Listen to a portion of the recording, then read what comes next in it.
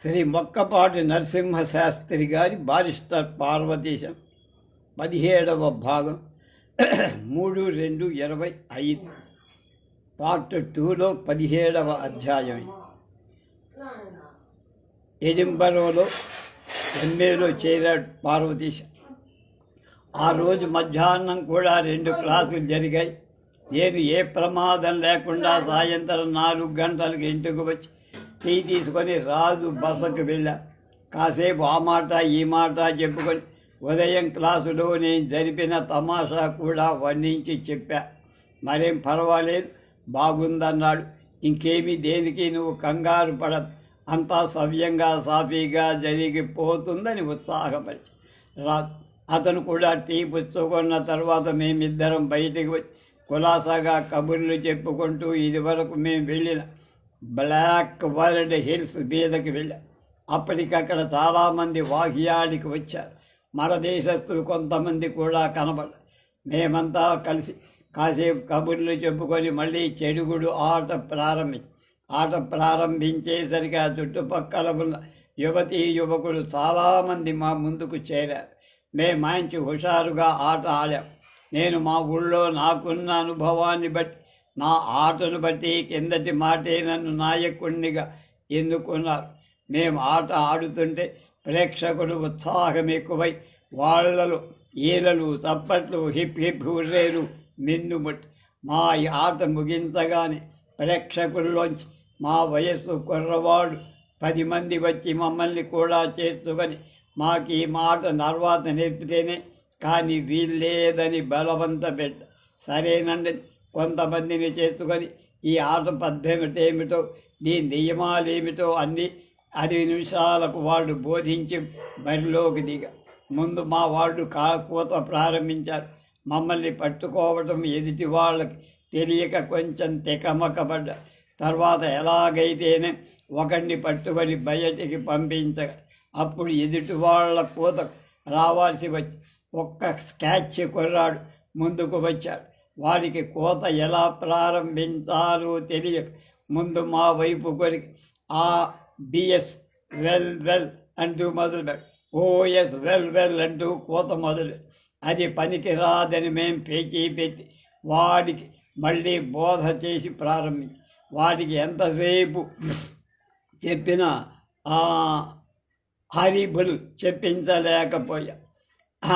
ఎంతసేపు చెప్పినా కొంత వెళ్ళని, కొంతసేపు బెల్లని అనేవాడు. పోనీ ఏమన్నా తరువాత మట్టుకు గుక్క తిప్పుకోకుండా డూడు అనమన్నా వాడు చచ్చిన అక్షరం మీద ఆపి గుక్క పట్టలేకపోయి. పోనీ ఇది వద్దు, ఇంగ్లీష్లో నీకు నచ్చిన ఇష్టమైన అక్షరం పలుకుతూ గుక్క పట్టం. పోనీ ఏ అక్షరం లేకుండా ఊరికే ఆగకుండా ఊవు అనమన్నా వాడికి చేత కదా. ఇంకా చాలు బాబు, నీకు చెప్పడం మాకు కాదు కదా, నిన్ను నన్ను పుట్టించిన బ్రహ్మతరం కూడా కాదు. దాని భావమేమిటో వాడికి అర్థం కాల. అర్థమచ్చేటు చెప్పడం కూడా నా ఉద్దేశం కాదు. అయినా వాళ్లకు ఆట నేర్చుకోవాలి కుతూహలం ఎక్కువ. మీరు ఎలాగైనా చెప్పి తీరాలని పట్టుబట్టి నన్ను బలవంతం చేయటం మూలం నాకేదో చెప్పక తప్పల. అందుకని బాబులు, ఒక చిన్న పని చేద్దాం. 2 చిన్న మాటలు ఇంగ్లీష్లోనే తొందరగా అంటూ ఉండటం నేర్చుకోండి. గుక్క పట్టక్కల మధ్య ఆపి ఊపిరి తీసుకోవచ్చు. మాట వరుసకు వెల్కమ్ అను, కమిన్ అను తొందరగా అనండి చూద్దామని. వాళ్ళు 4 మాటలు కలిపి వెల్కమ్ కమిన్, వెల్కమ్ కమింగ్ అంటూ తొందరగా అనలేకపోయి. ఈ పాఠం జరుగుతుండగా మన భారతీయులే ఉత్తర దేశస్థు నుంచి కొంతమంది వచ్చి వాళ్ళు ఇందులో చేరతామని వాళ్లకు ఇదే పద్ధతి నేర్పడానికి ప్రయత్నిస్తే వాళ్ళు తొందరగా అనలేకపోయి. పోనీ వెల్కమ్ అని ఒక్కటే అనండి. 10 సార్లు అనేటప్పటికీ అది చెప్పడం కొంచెం కష్టమే. వెల్కమ్లో కొందరికి ఎల్లో పెంచి కమ్మనో నెక్కనో ఏదో మొదలు.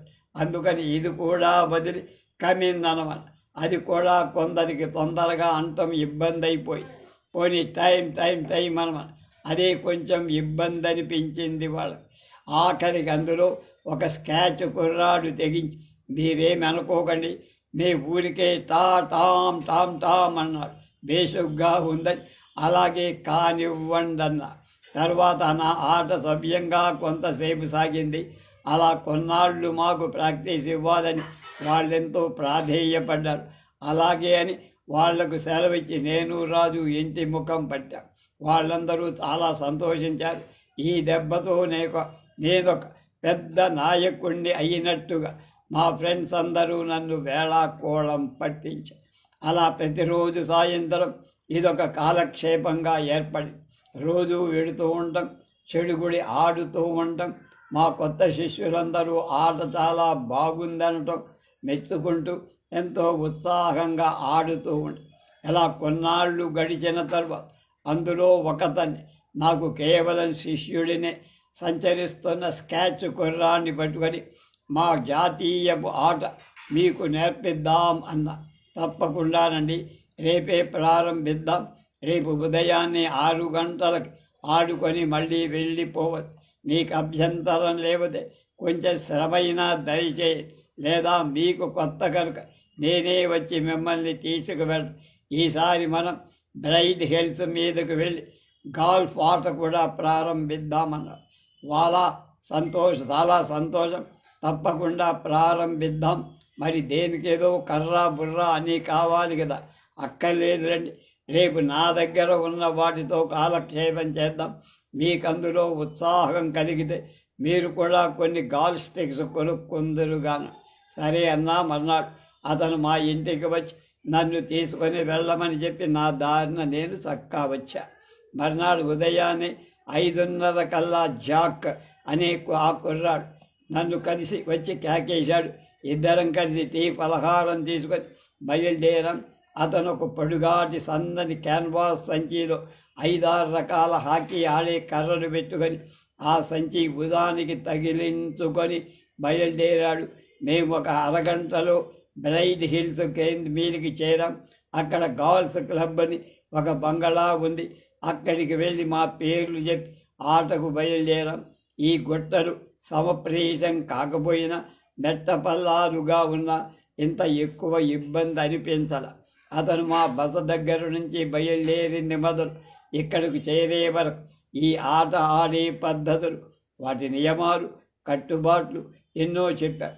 ఆట ఒక సమప్రదేశంలో ప్రారంభమవు అక్కడి నుంచి బంతిని కొట్టుకుంటూ సుమారు మైలు నడవాలి.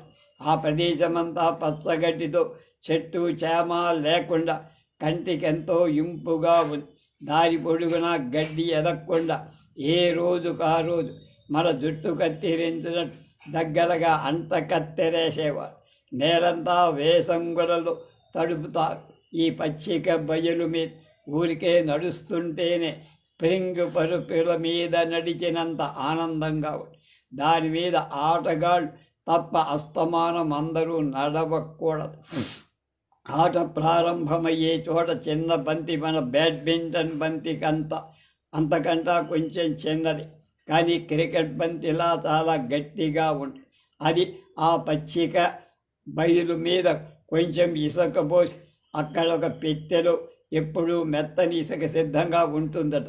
బంతి ఆ ఇసుక మీద పెట్టి చివరను కొంచెం వంపుగా నెమ్మదిగా దిమ్మగా ఉన్న పొడుగాటి కర్రతో ఆ బంతిని కొంత దూరం ఆ బంతిని కొట్టుకుంటూ వెళితే ఫర్లాంగుకి ఫర్లాంగి ఒక చిన్న చతుర ప్రదేశం మధ్యలో ఓ రంధ్రం ఉంటుంది.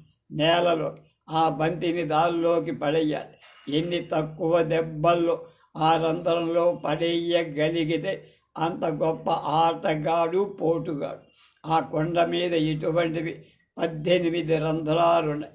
9 రంధ్రాల వరకు క్లబ్ హౌస్ నుంచి దూరంగా వెళ్ళాలి. అక్కడి నుంచి మరో దారి నుంచి తక్కిన 9 రంధ్రాలు పూర్తి చేసుకొని క్లబ్ వైపు రావచ్చు. అది ఆట. మొదటి రోజునే అన్నమాట 4-5 రోజుల వరకు అందులో సులువు బరువులు నాకు తెలియదు. ఆ ఆటలో అందమేమిటో అనుకుంటూ వచ్చి, కానీ వారం అయ్యేసరికి అందులో సులువు మెలకువలు తెలుసుకోగలిగి నాకెంతో ఉత్సాహం బయలుదేరి. ఇది చాలా శాస్త్రీయమైనటువంటి ఆట. దెబ్బ కొట్టే ముందు కర్రకి ఎంత ఊపివ్వాలో ఎంత గట్టి దెబ్బ తగలారు, ఆ దెబ్బకు బంతి ఎంత దూరం వెళుతుంది, ఇవన్నీ మనసులో ఊహించుకొని అంచనా వేసుకొని దెబ్బ కొట్ట. ఆ దెబ్బ నేలకి తగలకూడదు.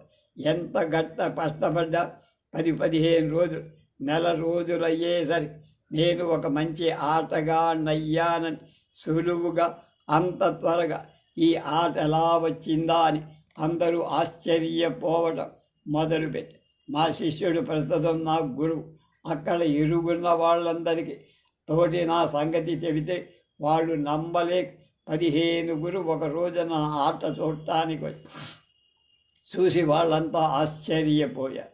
తర్వాత ఒక్కొక్కరే వచ్చి నాతో ఆడుతూ వచ్చి వాళ్ళందరూ కూడా నా ఆట చాలా మెచ్చుకొని నన్ను క్లబ్లో మెంబరుగా చేరమని బలవంతపెట్టి అక్కడ కమిటీ మెంబర్లందరినీ తీసుకొచ్చి నా ఆట చూపించి వారిని బ్రహ్మాండం మీద ఒప్పించి నన్ను క్లబ్ మెంబరుగా చేర్చి, అది చాలా గర్వకారణమై మా మిత్రులందరూ నన్ను అభినందించి, క్లబ్ మెంబర్లు ఎవరో చాలామంది పెద్ద పిన్న ఆటలు వయసులో అందరూ నాతో ఆడి నాకు మరింత ప్రోత్సాహం ఇవ్వడమే కాక ఎడింబరోకు సమీపంలో ఉన్న ఊళ్ళలో గాల్ఫ్కు ప్రసిద్ధి చెందిన చోట్లన్నిటికీ నన్ను తీసుకువెళ్ళి నా ఆట వాళ్ళందరికీ ప్రదర్శించే అవకాశము కల్పించారు.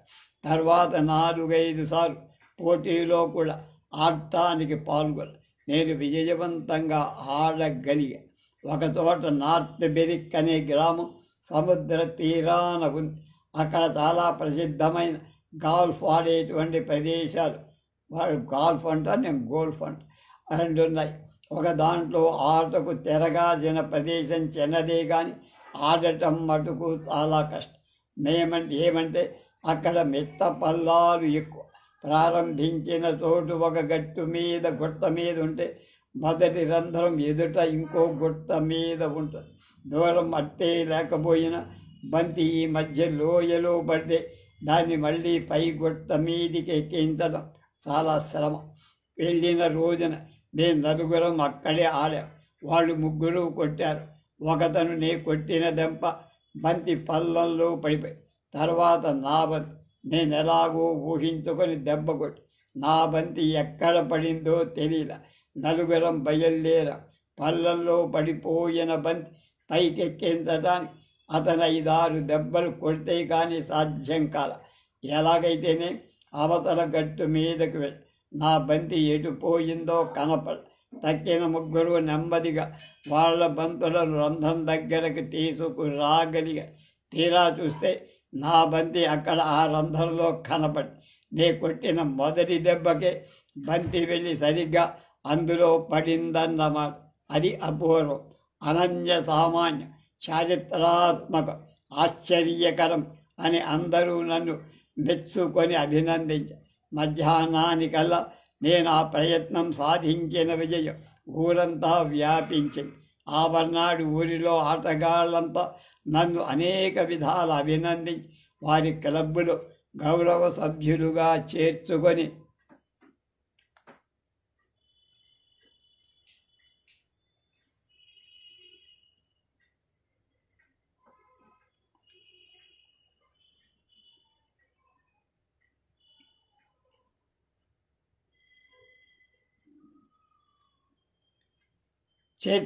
ఆ ఊళ్ళో ఉన్న గోల్ఫ్ కోర్సు మీద ఆడమని ఆహ్వాని చాలా సంతోషంతో, సిగ్గుతో, భయంతో ఒప్పుకొని, ఇక్కడంతా సమ ప్రదేశం, ఎత్తు పల్లాలేమీ అట్టే లేవు. సముద్రపుగా సరి ప్రదేశం, రంధ్రం దూరంగా ఉండటం మూలన ఆట కొంచెం కష్టం. అదిగాక కోర్సు మధ్యన ఒకచోట అడ్డుగా 5-6 అడుగుల ఎత్తు గోడ ఒకటి ఉంది. ఒక దెబ్బతో ఆ గోడ మించి ఆ బంతి అవతల పడేట్టు కొట్టగలిగితేనే తప్ప ఆట గెలవటం కష్టం. ఇక్కడకు దేశం నలుమూల నుంచి ప్రసిద్ధులైన ఆటగాళ్ళు వచ్చి ఆడి వెడుతూ ఉండటం మామూలు. అందులో ప్రసిద్ధుడు లార్డ్ బాల్ఫర్ అని ఆయన తరచూ ఇక్కడికి వచ్చి ఆడేవాడట. కానీ నేను వెళ్ళేటప్పటికి సుమారు 60 సంవత్సరాల నుంచి ఏడాదికి 4-5 సార్లు ఆయన వచ్చి ఆడుతున్న ఎప్పుడూ ఒక్క దెబ్బలో బంతిని గోడ అవతలకి పంపించలేకపోయాట. అందుకని ఆ గ్రామస్తులు ఆ గోడ బాల్ఫర్స్ గో బాల్ అని బుద్ధి పేరు పెట్టి, నేనేదో నక్కను తొక్కినట్టు ఆ రోజున మొదటి దెబ్బలోనే నా బంతి గోడ అవతలకి వెళ్ళి పడి, ఇకనే ముందు ఆ దెబ్బతో పేరెన్నికగన్న గాల్ఫర్ అయిపోయా. ఎన్నో ప్రదేశాల నుంచి నన్ను వచ్చి వాళ్ళ ఊళ్ళో ఆడమని ఆహ్వానాలు వచ్చి అనేక పోటీల్లో పాల్గొని అనేక బహుమతులు సంపాదించగ. ఈ రీతిగా కూడా నేను మన దేశాన్ని పేరు ప్రఖ్యాతులు సంపాదించగలిగానని గర్వంగా చెప్పుకోగలుగు. ఏమంటే భారతీయుల్లో ఈ ఆటలు విజయం సాధించిన వాళ్ళు ఇంతకు ముందు ఎవరూ లేరు. అది నా క్రీడా అభిరామం. పగలు విద్యాలయానికి వెళ్ళటం, తర్వాత తీరిక సమయాల్లో లైబ్రరీ, సాయంత్రం వేళప్పుడు కొండ మీద షికారు ఆటలకు వెళ్ళడం, లేకపోతే సినిమాలకు వెళ్ళడం మొదలైన కార్యక్రమాలతో ఎక్కడా తీరిక లేకున్నట్లున్న మనసుకు ఉత్సాహంగా ఆనందంగా ఉంది. ఇది వరకు మా ప్రైవేటు మాస్టర్ని కూడా తరచు కలిసేవాడు. ఆయనతో కొంత కాలక్షేపం చేస్తూ ఉంటే ఎన్నెన్నో విషయాలు ఆయన వల్ల నేర్చుకోవడానికి అవకాశం కలిగి, ఆయనతో ఒకరోజు గోష్ఠిలో నాటక ప్రదర్శనలు ప్రస్తావనకొచ్చి ఆయన చెప్పిన విషయాలన్నీ వింటుంటే ఎంతో ఆశ్చర్యం పడాల్సి వచ్చి, ఒకరోజు మాటల సందర్భంగా ఇక్కడ నాటకాలు నువ్వెప్పుడైనా చూసావా అంతే లేదన్న. రేపు ఇక్కడ షేక్స్పియర్ నాటకం లైసియం థియేటర్లో వేస్తారు, వెళ్ళి చూసి రమ్మన్న. మీరు కూడా రాకూడదన్న. మీరు పక్కనుంటే మాకే సందేహాలు వచ్చినా మిమ్మల్ని అడిగి తెలుసుకోవడానికి వీలుంటుందన్న. సరే అయితే అన్నారు. మర్నాడు హేంబ్లెట్ చూడటానికి వెళ్ళి ఆ నాటకశాల చూస్తేనే నిశ్చేష్టుడయ్యా. లోపల ప్రేక్షకులు కూర్చొనే ఏర్పాటు, రంగస్థలం ప్రక్కన వరండాలు, అదంతా చూస్తే నాటకం చూడకుండానే మరో ప్రపంచంలోకి వెళ్ళిన అనుభూతి కలు. ఈ నాటకాల గురించి గొల్లపూడి మారుతీరావు అద్భుతమైన వ్యాసాలు రాశారు. ఆంధ్రజ్యోతిలోనూ ప్రభలో చాలా గొప్ప విలువైన వ్యాసాలు ప్రత్యక్ష అనుభూతి కలిగించాయి. నాటక ప్రారంభం నుంచి చివరి దాకా ఈ లోకంలో ఉన్నట్టే లేదు. నిజమైన తన్వయత్వం అంటే ఏమిటో ఆనాడు నాకు అర్థమై తెర పడినప్పుడు ఆ కొద్ది క్షణాల్లో మా మాస్టారు చెప్పిన వ్యాఖ్యాన వచనాలు కూడా తలకెక్కాల.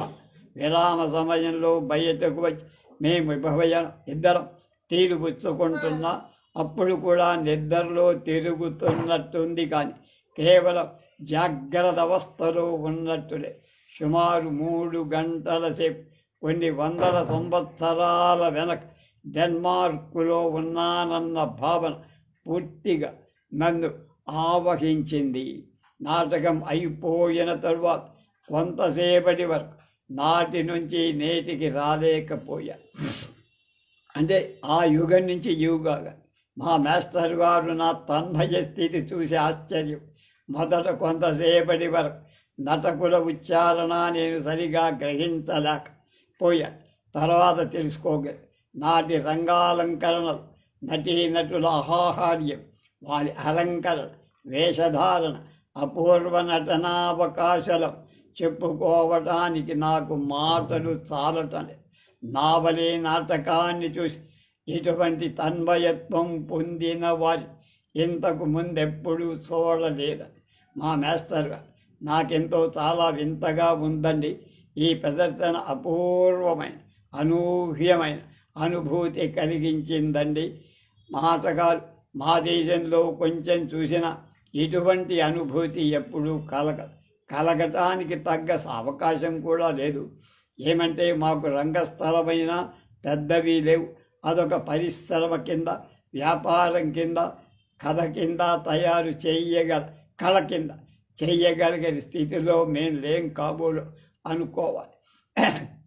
ఈ నాటకం చూసిన తర్వాత ఇక్కడ ఈ నాటక పద్ధతుల గురించి తెలుసుకోవాలని ఉంది. సినిమాలు మాట ఎలా ఉన్నా ఈ నాటకాలు మరికొన్ని చూడాలన్న తప్పకుండా చూడవలసిందే. వారానికి ఒక్కోసారి కొత్త నాటకం తప్పకుండా వస్తుంది. నీకెంత ఉత్సాహం ఉన్నందుకు నువ్వు వెళ్ళి చూస్తూ ఉండటం మంచిది. ఇంకొక చిన్న సలహా ఏమిటంటే, నా పద్ధతిని బట్టి చెబుతున్నా సుమ, నాటకం చూసి నిజమైన ఆనందం పొందాలంటే నీ ఒక్కడివే వెళ్ళటం మంచి. నేను సాధారణంగా ఎప్పుడు ఇంకొకరితోటి వెళ్ళను. నేనొక్కడినే కూర్చొని చూస్తుంటే కలిగే ఆనందం వేరు. మరొకళ్ళు పక్కన కూర్చొని ఏవో కబుర్లు చెబుతుంటే ఆ ఆనందానికి భంగం కలుగు. నాటకం మీద మన దృష్టి నిలవదు. అంచేత నువ్వు కూడా ఒక్కడివే చూడటం అలవాటు చేసుకోవటం మంచిది అన్నారు. మీరు చెప్పింది నిజమే. నాకు అదే ఉద్దేశం కలిగింది. సెలవు తీసుకొని నా దారిన నేను వచ్చి, నేను ఇంటికి వచ్చినా భోజనం చేస్తున్నా నా మనస్సంతా నాటకానుభవం మీతోనే. ఆ ఇంటి ఆవిడ ఏమిటండి ఇంత పరధ్యానంగా ఉన్నారు అని 2-3 సార్లు హెచ్చరించిన తరువాత నేను నాటకానికి వెళ్ళడం, అక్కడ పొందిన అనుభూతి ఆవిడతో చెప్పా. ఆవిడ చాలా సంతోషించింది. ఇలా తరచు నాటకాలు చూడటం అలవాటైపోయింది. దానివల్ల వాళ్ళ సంభాషణ, ఉచ్చారణ నాకు బాగా పట్టుబడి, వాళ్ళ వేషధారణ, నటనా పద్ధతులు నన్ను ముగ్ధుణ్ణి చేసి, మా మాస్టర్ గారు చెప్పినట్టుగా నేనెప్పుడు వెళ్ళినా ఒక్కడనే వెళ్ళేవాడు. సాంఘిక నాటకాలు, అందులో హాస్యరస ప్రధాన నాటకాలు నన్ను ఎక్కువగా నేనెక్కువగా ఆనందించగలిగేవాడు. మన వాళ్ళెవళ్ళు ఏ ఒక్కరిద్దరో తప్ప నాటకానికి రావటం నేను చూడాల. వాళ్ళకు ఆ భాష అర్థమయ్యేది కాదట. ప్రవాసాలలో ఈ హాస్యం వాళ్ళకు తెలిసేది కాదట, ప్రహసనాలు. నేను మట్టుకు చాలా ఆనందించేవాడు.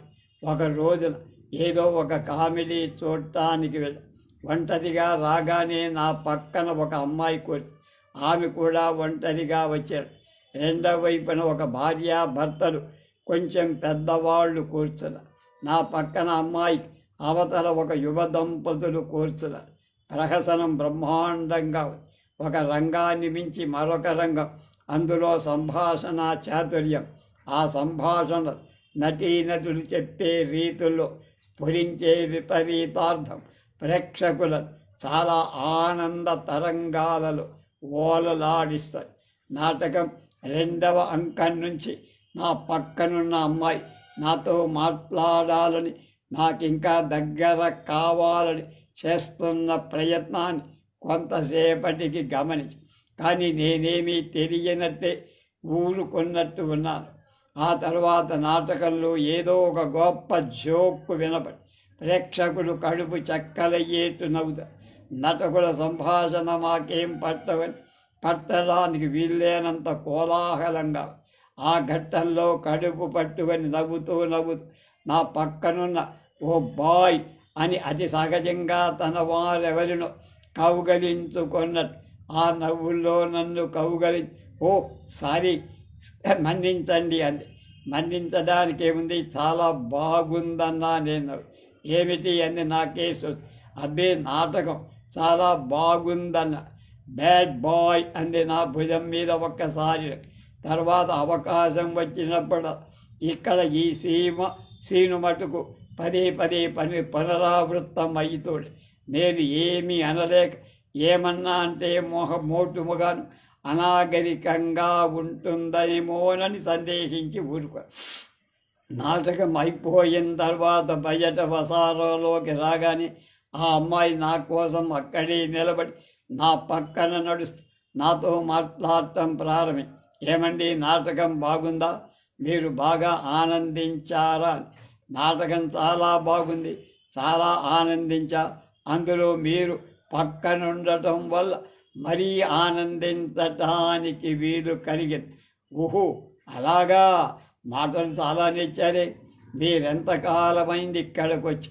నేను ఇక్కడికి వచ్చి సుమారు 1 సంవత్సరం కావస్తుంది.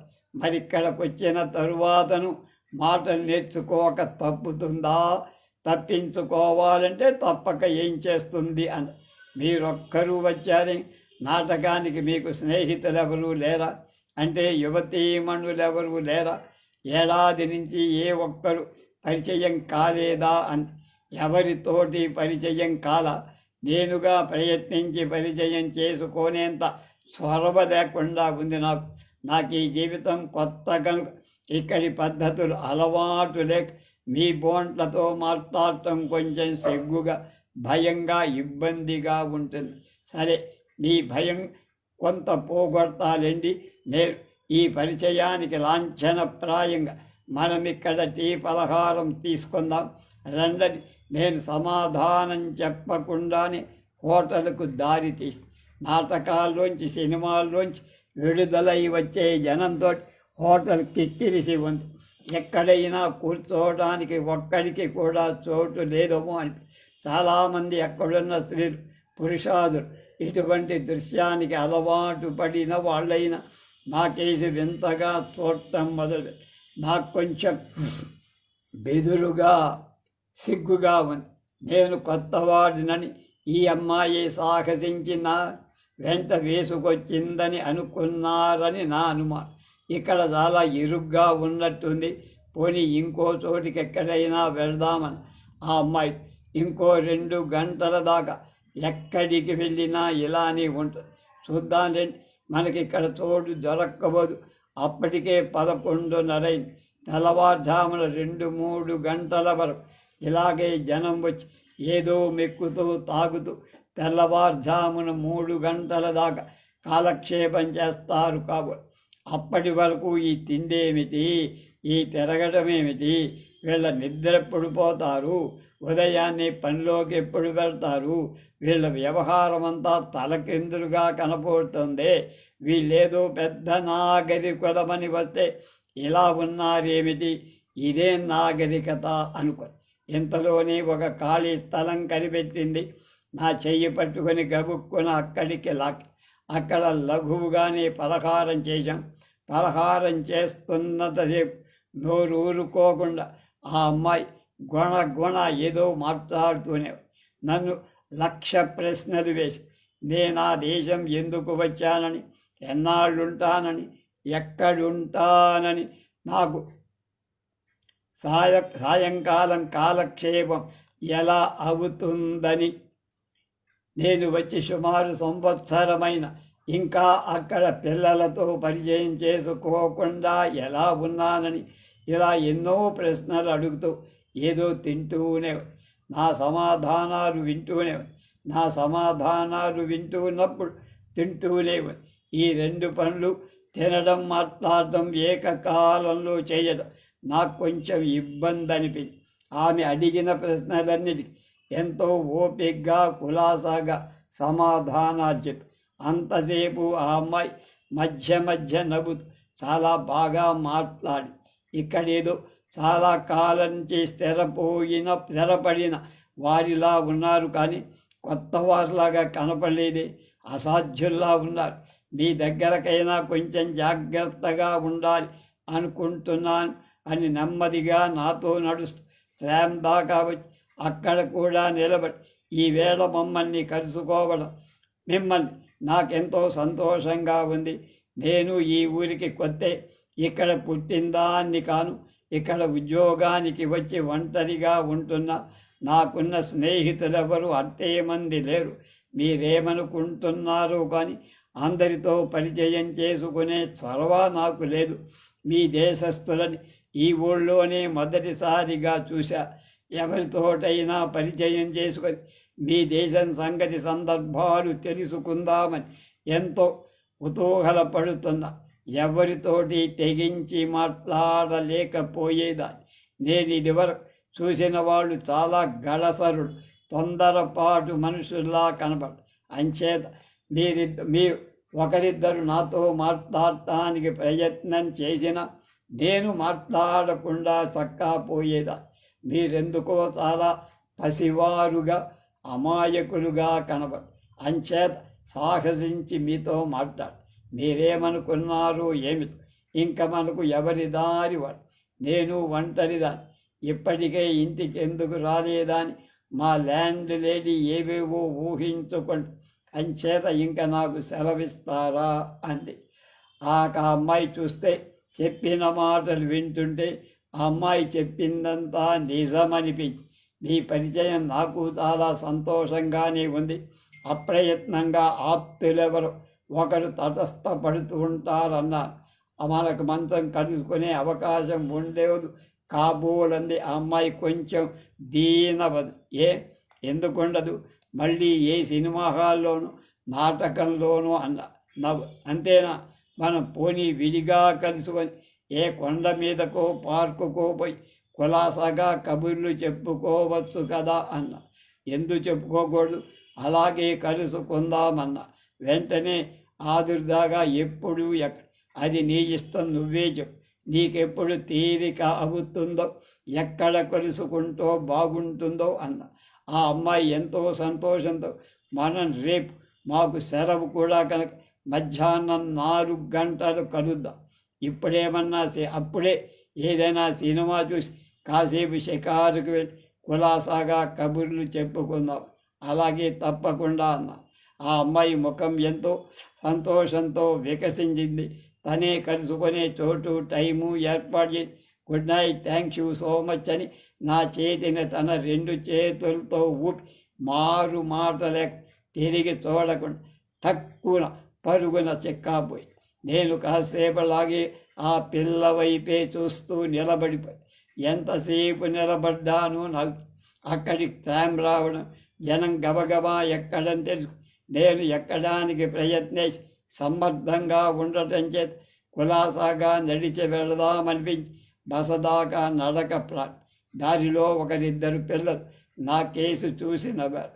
నా దారిని నేను పోవడం చూసి నో గుడ్, లాభం లేదు అంటూ చక్కాపోయారు. 1-2 నన్ను చూసి కన్ను గీటారు. నేను పలక్కపోయేటప్పుడు దగ్గరకు వచ్చి హలో జానీ అన్నారు. నువ్వు పొరపాటు పడ్డావు, నేను జానీని కానని ముందుకు వెళ్ళి టూ యంగ్, మరీ చిన్న పిల్లాడరా అనుకొని నవ్వుకుంటూ వాళ్ళు వెళ్ళిపోయారు. దారిన పోయేవాడు యువతీ యువకులు పరస్పర ఆలింగనాలు నడుస్తూ ఈ వేడుక చూస్తూ నవ్వుతూ వాళ్ళు వెళ్ళిపోయారు. ఎవరో ఒక నడి వయస్సులో ఉన్న ప్రేమికులు దంపతులు ఇంకొకరు ఎవరో 2 నన్ను పలకరించడం, నేను మాట్లాడకపోతే నన్ను చెయ్యి పట్టుకొని నన్ను ఆపడానికి ప్రయత్నించడం, నేను నెమ్మదిగా చెయ్యి విదిలించుకొని సరే గుడ్ నైట్ అని రావటం వల్ల వాళ్ళు గమనించి that's right young man, you have got to be jolly careful. మంచి పని చేశావు నాయన, కొంచెం జాగ్రత్తగా ఉండాలి వీళ్లతో అని వాళ్ళు దారిన వాళ్ళు వెళ్ళిపోయారు. నేను నా బసకు చేరుకునేటప్పటికి 12.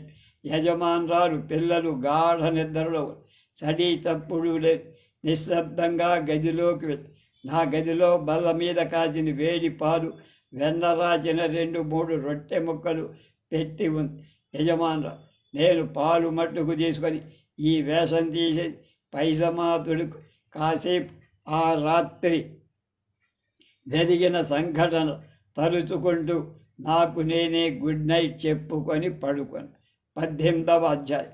మర్నాడు మధ్యాహ్నం 3 గంటలు ఆ అమ్మాయి చెప్పిన సంకేత స్థలానికి వెళ్ళి నేను వెళ్ళేటప్పటికి అమ్మాయి వచ్చి నా రాకుకు ఎదురు చూస్తూ నన్ను చూడటంతోనే మందహాసంతో ఎదురుగా వచ్చి గుడ్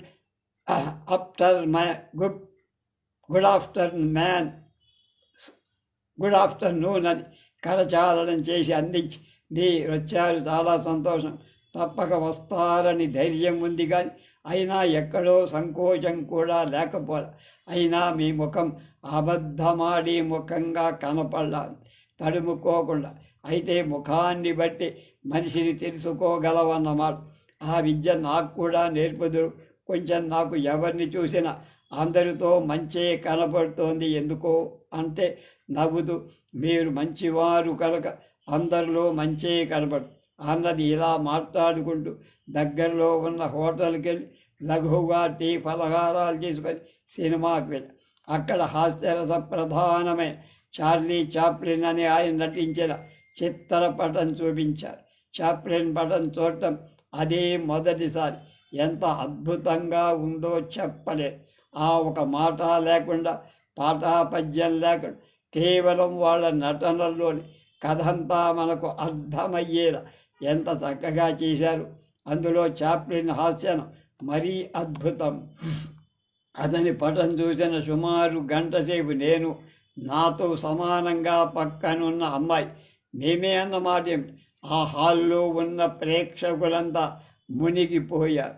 చార్లీ చాప్లిన్ ఎలా ఉంటాడు? బాపు గారి బొమ్మ.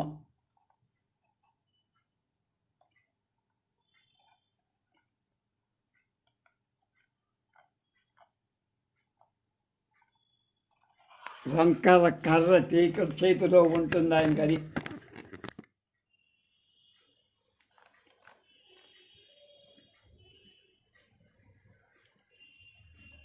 అప్పటికే సుమారు 6 గంటలు.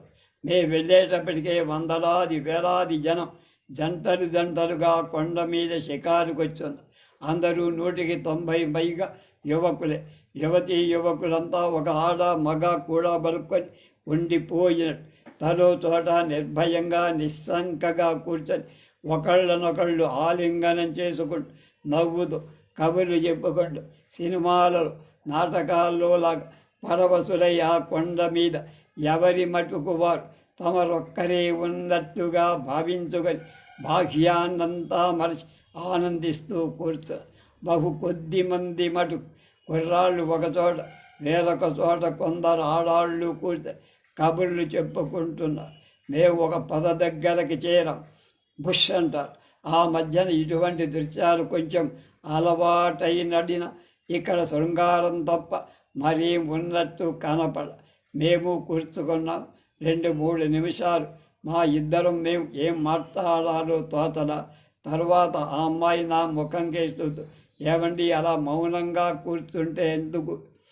చెలికత్తెను తీసుకు ఇంత దూరం వచ్చింది మౌనంగా కూర్చోవటానికి. నేను నవ్వుతూ, నువ్వన్నది కొంచెం సవరణ చేయాలి. నేను చెలికత్తెను తీసుకురాలా, చెలికత్తె నన్ను తీసుకొచ్చి. అంచేత నాకు ఉత్సాహం కలిగించే కబుర్లేమైనా చెప్పాల్సిన బాధ్యత నీదే. అమ్మా, అలా అయితే ముందు ఓ సంగతి మీరు చెప్పండి. మీరెక్కడి నుంచి వచ్చింది? ఎంతకాలమైంది ఇక్కడ? మీ అనుభవాలు ఏమిటో ఇవన్నీ ఒకటొకటి చెప్పండి. బోలెడంత కాలక్షేపమే అవుతుందో, మీకు తలనొప్పి వస్తుందో అన్న. మరేం పర్వాలేదు. తలనొప్పి ప్రారంభం కాగానే నేను మీతోటి చెప్పకుండా వెళ్ళి ఓ తలనొప్పి మాత్ర తెచ్చుకుంటా అందిన. ఈ రీతిగా మొదలైన పరిచయ వాక్యాలతో 2-3 గంటల సేపు నేనేం మాట్లాడాను, ఆ అమ్మాయి ఏం మాట్లాడిందో, ఒకరొకరు ఏం మాట్లాడుకున్నాం తెలియకుండానే పరస్పర పరిచయ సంభాషణలో కాలం ఇంత వేగంగా పరిగెడుతున్న సంగతి మాకు తెలియకపోయినా మా కడుపులు మాకు గుర్తు చేశాయి. మేమిద్దరం లేద్దామా అని ఒకే కంఠంతో అనుకొని లేచాక, అంటే నేను ముందు లేచి ఆ అమ్మాయికి నా చేయి అందించి లేవది నెమ్మదిగా హోటల్ వైపుకు సాగి అక్కడ పలహారం చేసి ఎవరి దారిన వాళ్ళు మళ్ళీ ఎప్పుడో కలుసుకుందామని ఇంటికి వచ్చి ఆలోచించుకొని చాలాసేపు కూర్చున్న ఆ అమ్మాయి చాలా బుద్ధిమంతురాలు, నెమ్మదైందిగా కనపడ్డంది. నాటకశాలలో కనపర్చిన చొరవ ఈ మాటేం ప్రదర్శించలా. దగ్గరకు రావటానికి కానీ మాటలో చేతలో కానీ ఏ ప్రయత్నం చెయ్యలా. ఏదో ఒక కొత్త మనిషితో పరిచయం కోసం వచ్చినట్లున్నది. కానీ అంతకంటే ఏం ఆశించినట్టు ఎటువంటి సూచన కనపడదు. నాలాగే ఆమె ఒంటరిగా ఉంది, కాలక్షేపం కోసం వచ్చిందని అలా అనుకుంటుండగానే మా ఇంటావిడ కూతురు నెమ్మదిగా లోపలికి వచ్చి, ఏమండి సేమ్ గారు, ఏంటి ఆలోచిస్తున్నారు? మీరు చదువుకోవటం లేదు, పడుకోను లేదేమని. ఆ మాటకేం కానీ నువ్వెందుకు పడుకోలేదు ఇంకా?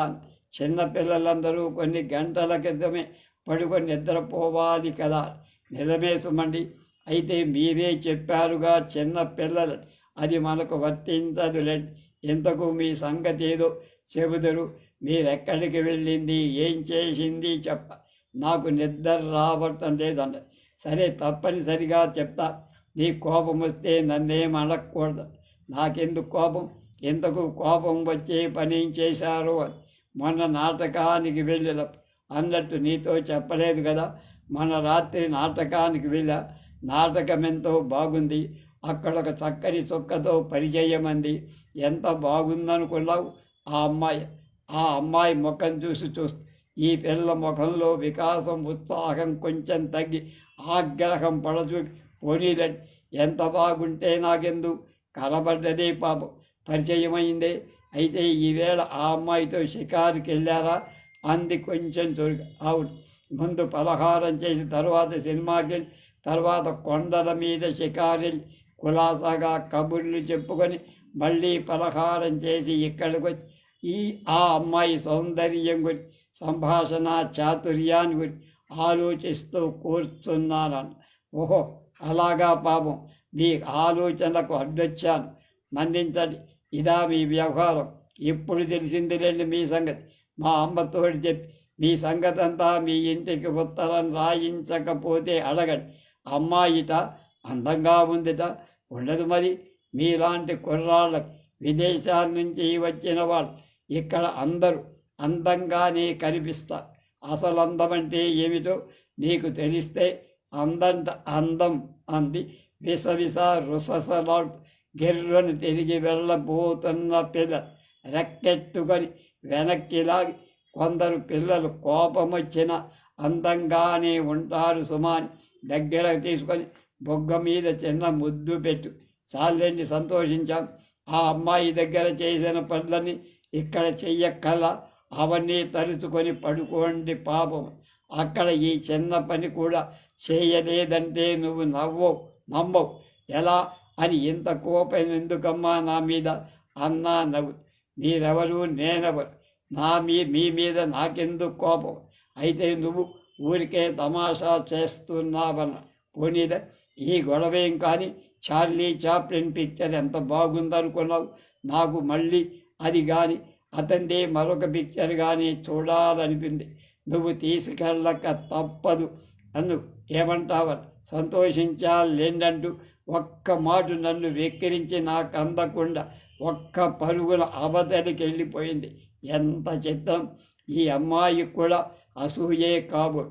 అందుకనే ఆయనెవరో స్త్రీకి మారు పేరు అసూయ అన్నారు అని నాలో నేను నవ్వుకుంటే పడుకునే ప్రయత్నం. ఆ ఊళ్ళో అంటే ఎడింబరిలో ఉన్న భారతీయ విద్యార్థులందరిలో నేనే చిన్నాన్ని. అయినా ఎంచేతనో అందరి ఆదరణకు అభిమానానికి పాత్రుడయ్యా. ఎంచేతనంటే కారణం చెప్పరు. అన్ని భాషల వారు, అన్ని రాష్ట్రాల వాళ్ళు కూడా నేను కనబడితే ఉత్సాహంగా సంతోషంగా పలకరించి నా యోగక్షేమం విచారిస్తారు. మా క్లాసులో తోటి స్కాట్ విద్యార్థులు కూడా నేనంటే అభిమానం పెంచుకున్నారు. నా ప్రోత్సాహం మీద, నేను చేసిన సూచనల మీద తెలుగు వాళ్ళందరూ తరచుగా కలుసుకోవడం, ఉగాది, విజయదశమి, దీపావళి, సంక్రాంతి లాంటి పండుగలు మనం కలిసి జరుపుకుంటే బాగుంటుందని నేను మా వాళ్ళందరితో చెప్పి మా రాజు కూడా నా సూచన బలపరిచి అందుకు ఆంధ్ర సోదరులంతా ఏకగ్రీవంగా ఆమోదం తెలిపి అప్పటికి వారం రోజుల్లో రానున్న ఉగాది పండగతో మా తీర్మానం అమలుకు ప్రారంభించి ఆనాడు కార్యక్రమం వేప పువ్వు పచ్చడితో కాక అది దొరకని కారణంతో ఉదయాన్నే పులిహోర పలహారంతో ప్రారంభించి పులిహోర చేను రాజు కలిసి తయారు చేశాం. పోపు దగ్గర వచ్చేటప్పటికి నూనె లేదన్న సంగతి జ్ఞప్తికి అక్కడ మన నూనె లేవి దొరకవు, నెయ్యి బాగుండదు. అందుకని మా ల్యాండ్ లేడీని సంప్రదించి ఆమెను వెంటనే బజారుకు తోలి ఆలివ్ ఆయిల్ తెప్పి దానితో చేశాం.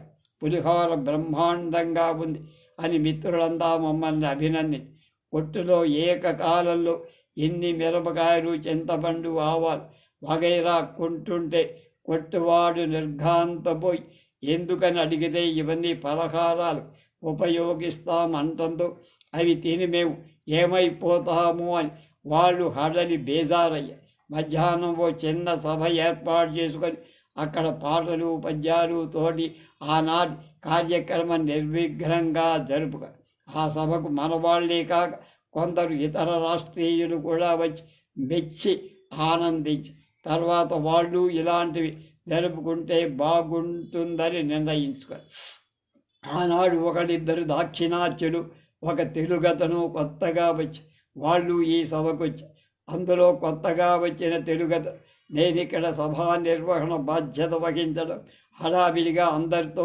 తరగటం చూసి నేనేదో నాయకుడినని నమ్మనిగా దగ్గరకు వచ్చి నా పరిచయం చేసుకున్నాడు. సభ అంతరం తర్వాత అతనికి ఇంకా ఎక్కడా గది దొరకలేదని, చిన్న హోటల్లో ఉన్నానని, తెలిసిన వాళ్ళెవరూ లేరని, తనకు విషయంలో కొంత సాయం చెయ్యాలని. సరే దీనికేముంది, తప్పకుండా మర్నాడు కలుసుకుందామని చెప్పి అతన్ని పంపించి లండన్లో మీనన్ ఇక్కడ రాజా నాకు ఇటువంటి సందర్భాల్లో చూపిన అవ్యాజానురాగ్ చేసిన అమూల్య సహాయం జ్ఞాపకానికి వచ్చి మర్నాడు ఉదయాన్నే ఆ యువకుడిని తీసుకొని మధ్యాహ్నం వరకు తిరిగి నాకు కొంచెం దగ్గరలోనే ఒక రూమ్ కుదర్చగలి. తర్వాత నా దక్షిణాత్యులు వచ్చి అడిగితే వాళ్లకు అటువంటి సహాయమే చెయ్యగలిగా. వీళ్ళు ముగ్గురు నన్నొక క్షణం కూడా విడవకుండా నాకు అంగరక్షకులుగా తయారు. నాకు రాజు చెప్పిన పాఠాలే ఇక్కడ ఎలా ఉండాలో, ఎలా తిరగాలో, ఎలా మాట్లాడాలో వగైరా విషయాలని ఎంతో విపులంగా వాళ్లకు నేర్పా. ఎంత నేర్చినా చిత్రం ఏమిటంటే అడుగడుగున దినదినం ఎన్ని అవకతవకలు చేసేవాళ్ళు లెక్కుండేది కాదు. ఎంత తెలివి తక్కువగా ఎందుకు ప్రవర్తించారు వీళ్ళు అనుకునే. రోడ్డు మీద నడవటం దగ్గర భోజనం దగ్గర చెయ్యాల్సిన ఆచరించాల్సిన విధానం వరకు అన్ని పిల్లవాళ్లకు చెప్పినట్లు చెప్పా. అయినా సరే నడుస్తూ రోడ్డు మీద కాంట్రించి ఉమ్మేయడం, ముక్కు చేదడం మొదలైనవి పనికిరానివి ఎన్నిసార్లు చెప్పినా వాళ్లకు పట్టాన ఎక్కల. అందుకే ఒకదాన్ని పొడుం అభ్యాసం కూడా ఉంది. వాడస్తమానం బుర్రని పొడుంతో పిచ్చడంతో బుర్రని బిర్రని చేదటం చెయ్యి ఏ లాంతర స్తంభానికో ట్రామ్కో ఉంటే ట్రామ్కో కారుకో రాయడం చూసిన వాళ్ళంతా అసహించుకోవడం. నేనా విషయం అతనికి తెలియబట్టి ఇంతకు నీకు ఈ పొడం ఎక్కడ దొరికిందని మా ఇంటి దగ్గర నుంచి తెచ్చానన్న. నాకు నవ్వొచ్చి పొడుం కూడా తెచ్చావా నాయన, ఆ మాత్రం తెచ్చావేమిట, బరువుగా ఉంటుందని అట్టే తేలదండి, ఒక వీసడు మాత్రమే తెచ్చానంటే నాకు గుండె అయిపోయి. వీసడే మరి ఇక్కడ దొరుకుతుందో దొరకదో, దొరక్కపోతే మనం చేరుకోవడానికి సాధన సామగ్రి సంపాదించే వరకు సరిపోతుందనే ఉద్దేశంతో శాంపిల్ చూస్తారా అన్నాను. తన పొడు వద్దులే బాబు ఉంచు, నీకే ఇంకేం తెచ్చావని. కొద్దిగా పళ్ళు తోమకడానికి బొగ్గుబడి, భోజనంలోకి సాంబారు పొడి, రసం పొడి, కొంచెం మిరియాలు, యాలకులు, లవంగాలు ఇలాంటి చిల్లర సామాన్ ఒక్కబడి కూడా కొద్దిగా తెచ్చా. తర్వాత ఇక్కడ దొరుకుతాయి కదా, దొరకేం చేస్తాయి, చచ్చినట్టు. అంతగా దొరక్కపోతే ఏ సెలవులోనూ ఇంటికి ఏకంగా తలో టన్ను తీసుకొచ్చి ఇక్కడే ఒక చిన్న కొట్టు పెడితే నీ ఖర్చులు కలిసి వస్తాయి. ఇక్కడ నీ సాటి సోదరులకు ఉపయోగం ఉంటుందా. నేను నిజంగా అన్నాను, వేళాకాలంగా అన్నాను. అర్థం కాలేదు వాడు. అయినా నవ్వుదు, అవును సార్ మీరు చెప్పింది బాగుంది, నిండా బాగుంది సార్, ఎంత మంచి ఐడియా చెప్పారు సార్ అని నన్ను స్తోత్రం చేసి నాకు మరీ దగ్గరైపోయారు. వాళ్ళు విద్యాలయంలో చేరారు. ఎవళ్ళ చదువుళ్ళు వాళ్ళు ప్రారంభం. అలా ఉండగా ఒకరోజు అక్కడున్న ఒక స్కాట్ దంపతులు రాజును నన్ను మరొక ఇద్దరిని ఈ కొత్తగా వచ్చిన వాళ్ళు ఆదివారం సాయంకాలం టీకి రమ్మని పిలిచారు. సరేనన్నాం. ఈ కొత్తగా వచ్చిన మిత్రులకు అక్కడ ఎలా ఉండాలో ఏమిటో అన్నీ ఒకసారి మళ్ళీ ఉపదేశం చేశా.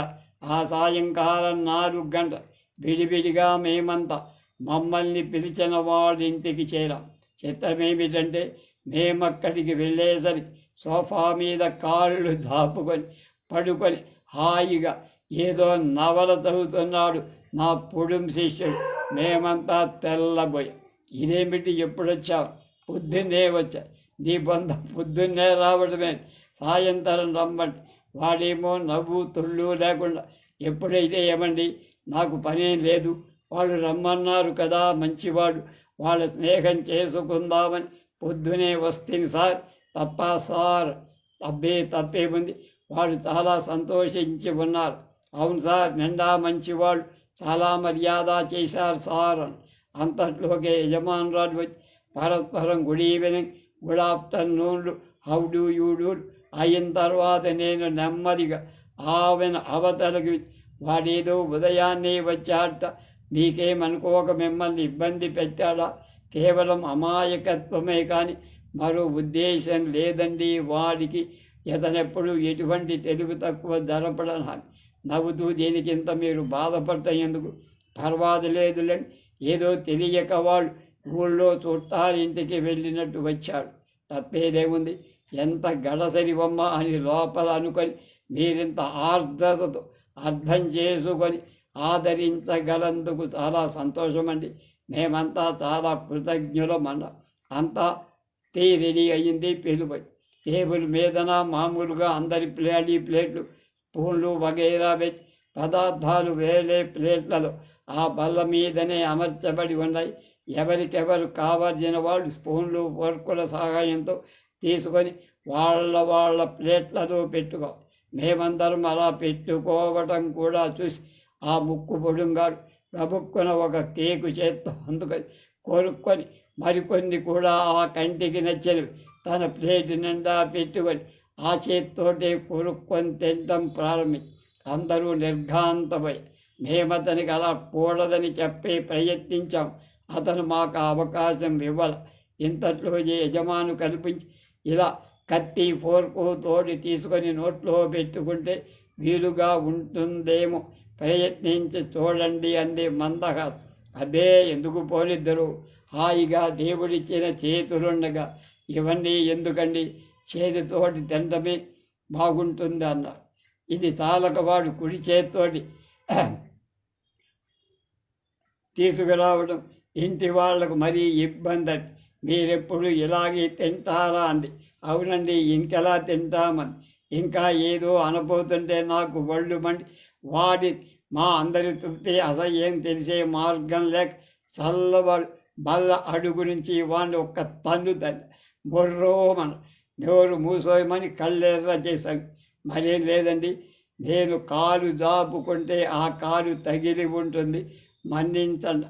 ఇంకా ఏం జరుగుతుందో అని కంగారుతో త్వరలో టీ పార్టీ ముగి మరికొంచెం సేపు ఆ మాట ఈ మాట చెప్పుకొని కాలక్షేపం చేసి యజమానుల దగ్గర సెలవు తీసుకొని బయటకు వచ్చి చూస్తాం కదా, పొడుంగాడు ఇంకా రాల. ఇదేమిటా ఈ వింతని నేను లోపలికి వెళ్ళ వాడొచ్చే సూచన కనపడు. యజమానురాలు ముఖంలో చికాకు కనపడు. నేను ఈ రాత్రి ఇక్కడే ఉండి ఉదయాన్నే రూమ్కి వెళదామనుకుంటున్నాను. నాకు విపరీతమైన కోపం. యజమానురాలు మా సంభాషణ వింటూ నవ్వుతూ తుళ్ళు లేకుండా అక్కడే నిలబడి, ఏమిటి ఈ రాత్రి ఇక్కడే ఉంటా, నీకేమైనా మతిపోయిందా ఏమిటి, నీకు ఔక్యమే కానీ వాళ్ళ ఇబ్బందులు గమనించవా, ఉదయాన్నే రావటమే ప్రథమ తప్పిదం, తర్వాత మంది ఘోరాలు చేశావు, ఇవన్నీ చాలక మళ్ళీ రాత్రి ఇక్కడ పడుకుంటావా, చుట్టాని పోయి వచ్చి దయ్యమై పీక్కున్నట్టుంది, వారిక్కడ ఇంకో మంచం పరుపు రగ్గులు అన్నీ ఇక్కడ అవర్చి ఉంటాయనుకున్నావా, రా పెడదాం అని. పోలిద్దరు మంచం లేకపోతే నేను వాడి మంచం కింద పడుకోగలను. ఏమంటారు నవ్వు అబ్బుకోలేక అవతలికి పడి నేను పోయి రెక్కట్టుకొని వాడి కోటు హ్యాటు తీసుకొని మాట్లాడకుండా బయటకు ఈడ్చుకొని వాడు లాభం లేదు కానీ కిక్కురు మనకుండా చక్కా వచ్చి ఇంకా వాడిని ఏమని లాభం లేదు. మళ్ళీ మట్టు వెనక్కు తిరిగి రాక తిన్నగా కాసేపు నేను మళ్ళీ వచ్చి చూస్తా, నువ్వు నీ గదిలో కనపడకపోతే నువ్వెక్కడైనా వెతికి పట్టుకొని డక్కలు బద్దలు చేస్తా జాగ్రత్త అని వాడిని ముందుకు తోసా. మా దారిన మేం ఎవళ్ళ బసకు వాళ్ళని చేరుకున్నాం. వాడు తిన్నగా ఇంటికి పోయాడు. ఈ వ్యవహారమంతా ఊళ్ళో ఎలా పాకిందో తెలియదు కానీ మళ్ళీ ఎవళ్ళు ఆ పార్టీకి వాడిని పిలవ. దేశం కాని దేశంలో ఉన్న ఆ దేశస్తులకు అనుగుణంగా ఉండేట్లు మనం మసులుకోకపోతే ఎలా చెప్పండి అని ముగించాడు 18వ అధ్యాయం. రేపు 19వ అధ్యాయం.